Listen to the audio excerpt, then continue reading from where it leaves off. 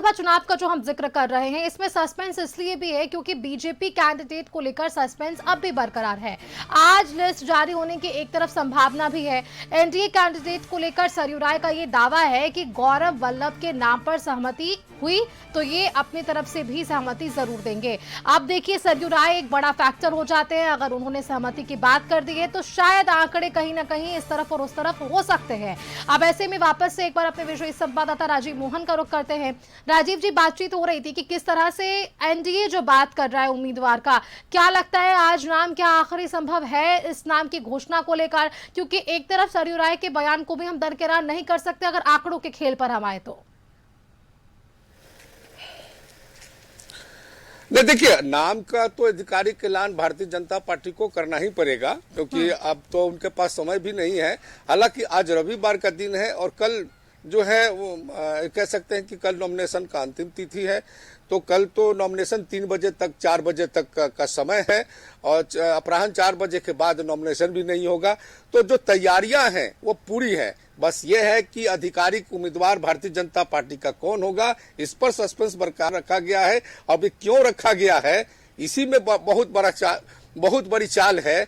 और ये जो उनका नाम का जो ऐलान होगा वो निश्चित तौर पर चौंकाने वाला होगा क्योंकि अगर भारतीय जनता पार्टी बहुत ही सूझबूझ से काम लेने वाली पार्टी है, अगर सब कुछ ठीक ठाक होता तो जिस प्रकार से गौरव वल्लभ की चर्चा भारतीय जनता पार्टी के पूरे महकमे में हुई और गौरव वल्लभ दिल्ली से पटना आए, दिल्ली से झारखंड आए रांची में, और जहां राष्ट्रीय अध्यक्ष का दौरा भी चल रहा है, उस मीटिंग में गौरव वल्लभ का पहुंचना और वहां पार्टी के साथ हिस्सेदारी निभाना कहीं न कहीं इस बात की ओर इशारा करता है वो भी एक उम्मीदवार हैं और उनके नाम पर भी ये कह सकते हैं कि भारतीय जनता पार्टी मुहर लगा सकती है क्योंकि उनके नाम का भी पर्चा राज्यसभा का खरीदा जा चुका है। दूसरी तरफ परिमल नथवानी भी पर्चा खरीद चुके हैं, लेकिन परिमल नथवानी का हेमंत सोरेन से मुलाकात को लेकर के एक असमंजस की स्थिति बनी हुई है कि, और दूसरी बात इस तरह की है कि चूंकि झारखंड मुक्ति मोर्चा और कांग्रेस के बीच चुनाव के जो उम्मीदवार हैं, राज्यसभा चुनाव के उम्मीदवार को लेकर के भी पचड़ा पेच कह सकते कि फंसा दिखा। जब प्रणव झा की उम्मीदवारी की घोषणा की गई कांग्रेस की तरफ से तो इस पर तत्काल जो है झारखंड मुक्ति मोर्चा ने आपत्ति जताया और प्रेस कॉन्फ्रेंस करके सुप्रियो भट्टाचार्य ने यह कह दिया कि कांग्रेस पार्टी ने उनकी पार्टी को बिना सहमति बनाए जो है अपने उम्मीदवार का ऐलान कर ठेस पहुंचाई है।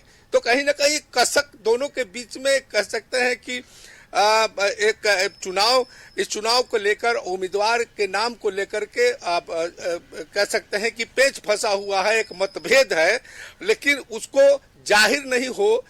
जाहिर होने नहीं दिया जा रहा है। कई लेयर से उसको रोकने का प्रयास चल रहा है।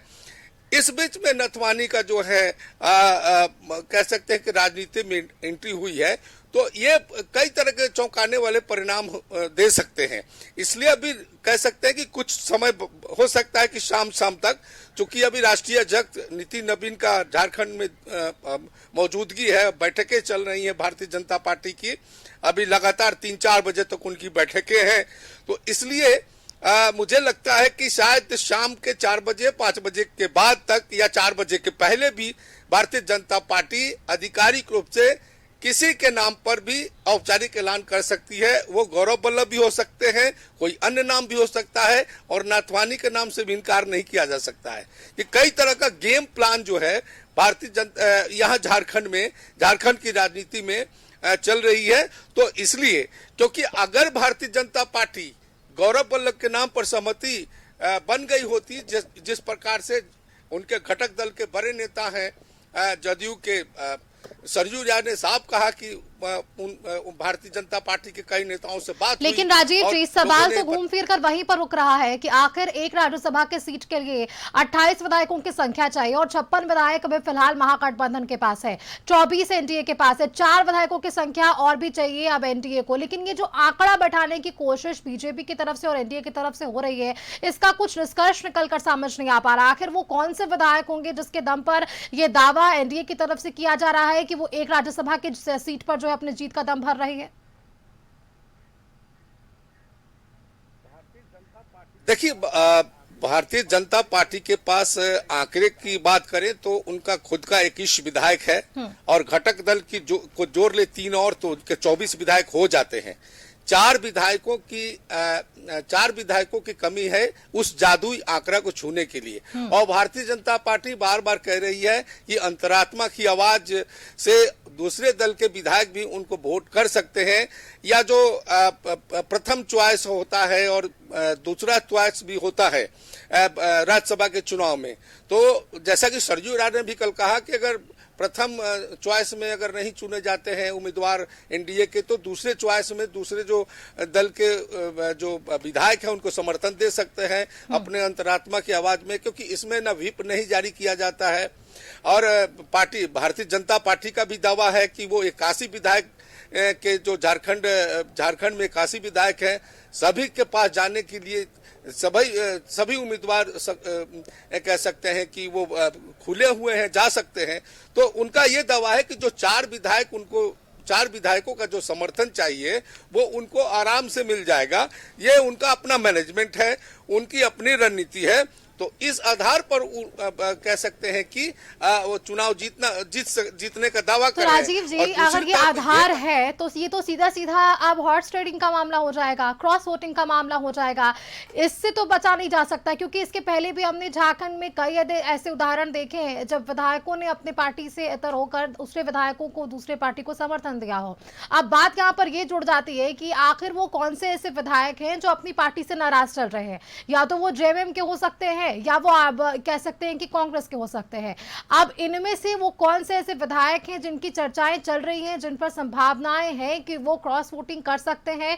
और क्योंकि इसके पहले भी जब तमाम डिबेट्स में भी हमारी चर्चाएं चल रही थी, तब पार्टी प्रवक्ता ये जरूर दावा कर रहा है कि महागठबंधन एकजुट जरूर है, लेकिन जो दावा एनडीए की तरफ से हो रहा है इस पर कहीं ना कहीं भीतर खाने चीजें जो स्पष्ट नहीं होती नजर आ रही है। राजीव जी, नहीं, देखिए, मैंने पहले ही कहा कि जो महागठबंधन की यहाँ सरकार है वह कहीं ना कहीं आपस में मतभेद है। चाहे वो अभी असम में चुनाव हुआ, बंगाल में चुनाव हुआ, तो आप देख लीजिए किस तरह से जेएमएम अलग से अपना रोल निभाई, कांग्रेस पार्टी ने अलग से रोल निभाया। उसी प्रकार से जब यहाँ झारखंड में जब राज्यसभा के चुनाव हो रहे हैं वहां भी मतभेद है, क्योंकि जैसे प्रणव झा का नाम आया और उसके बाद झारखंड मुक्ति मोर्चा ने रिएक्ट किया कि हमको ठेस पहुंचाया गया, हमसे राय नहीं ली गई। और कांग्रेस पार्टी कह रही है कि राहुल गांधी से जेएमएम जो हेमंत सोरेन की बात हुई थी उसके बाद ऐलान किया गया है। तो कहीं ना कहीं ये मतभेद है और इस मतभेद को अच्छी तरह से भारतीय जनता पार्टी समझती है। और यही कारण है कि भारतीय जनता पार्टी ये समझ रही है कि दोनों के बीच में जो मतभेद है उसका फायदा भारतीय जनता पार्टी उठा सकती है।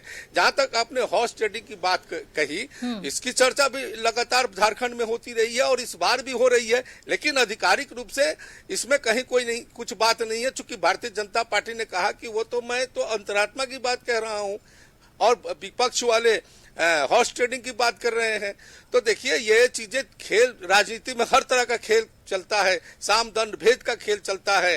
1 और 1 2 का खेल नहीं बल्कि 1 और 1 11 का खेल चलता है। ये तो खेल चलेगा और इसी कारण ये कहा जा रहा है कि जो झारखंड का जो राज्यसभा का चुनाव है बेहद दिलचस्प मोड़ पर पहुंच गया है और ऊंट किस करवट लेगा ये कहना मुश्किल है।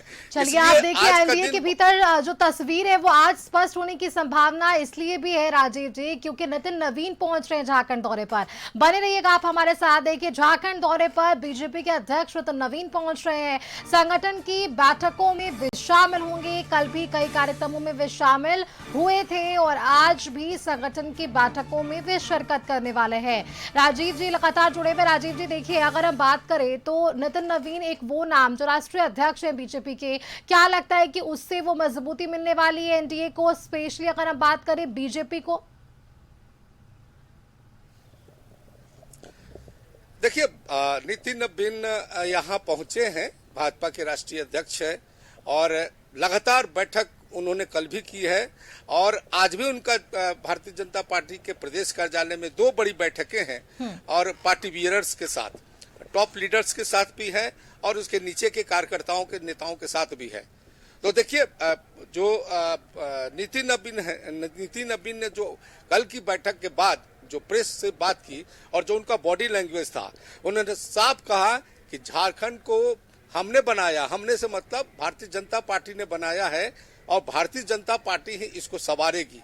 तो कहीं न कहीं वो एक बड़ा संदेश दे रहे हैं कि उनके आने का, झारखंड आने का मकसद ये है कि भारतीय जनता पार्टी की मजबूती जो है झारखंड में हो, आने वाले समय में भारतीय जनता पार्टी की यहाँ सत्ता हो। तो ये एक बड़ा संदेश अपने कार्यकर्ताओं, अपने नेताओं के बीच में उन्होंने देने का प्रयास किया है और इसके साथ उन्होंने भारतीय जनता पार्टी की, ये कह सकते जो शीर्ष नेतृत्व है, जो भारतीय जनता पार्टी की बड़ी रणनीति कह सकते हैं या भारतीय जनता पार्टी का जो विजन है, उसको अपने पार्टी नेताओं और कार्यकर्ताओं के बीच रखा है और उसके जरिए उन्होंने बताया है कि प्रधानमंत्री क्या चाहते हैं और भारतीय जनता पार्टी जो देश की सबसे बड़ी पार्टी है वो क्या चाहती है देश में करना और झारखंड में वो क्या करना चाहती है। ये तमाम टिप्स कल से लेकर आज तक जो है नितिन नबीन जो है ये टिप्स देंगे। कल भी उन्होंने अपने कार्यकर्ताओं को, बड़े नेताओं को, तमाम लोगों को टिप्स दी कि कैसे भारतीय जनता पार्टी झारखंड में अपना और विस्तार करे, इसमें एकजुटता हो और जो है किस प्रकार से और जो है उसकी मजबूती हो, इसको लेकर के उन्होंने कई बैठकें की है और आज भी उनकी बैठक होने वाली है। तो निश्चित तौर पर भारतीय जनता पार्टी ये कह सकते हैं कि आप देख लीजिए बिहार में जिस प्रकार से भारतीय जनता पार्टी ने सरकार बिल्कुल राजीव जी, देखिए पहले भी बैठकों में वे शामिल हुए हैं और आज भी 2 महत्वपूर्ण बैठकों में वे शिरकत करेंगे। बैठक पर नजर बनाकर रखिएगा। फिलहाल के लिए बहुत शुक्रिया आपका हमारे साथ जुड़ने के लिए, इन तमाम खबरों पर हमारे साथ जानकारियां साझा करने के लिए कि अब राज्यसभा के चुनाव को लेकर क्या समीकरण बैठाने की कोशिश एनडीए के भीतर है और अब महागठबंधन किस उम्मीदवार के साथ आगे बढ़ता है। फिलहाल यहाँ पर वक्त एक छोटे से ब्रेक का है, जल्द लौटेंगे।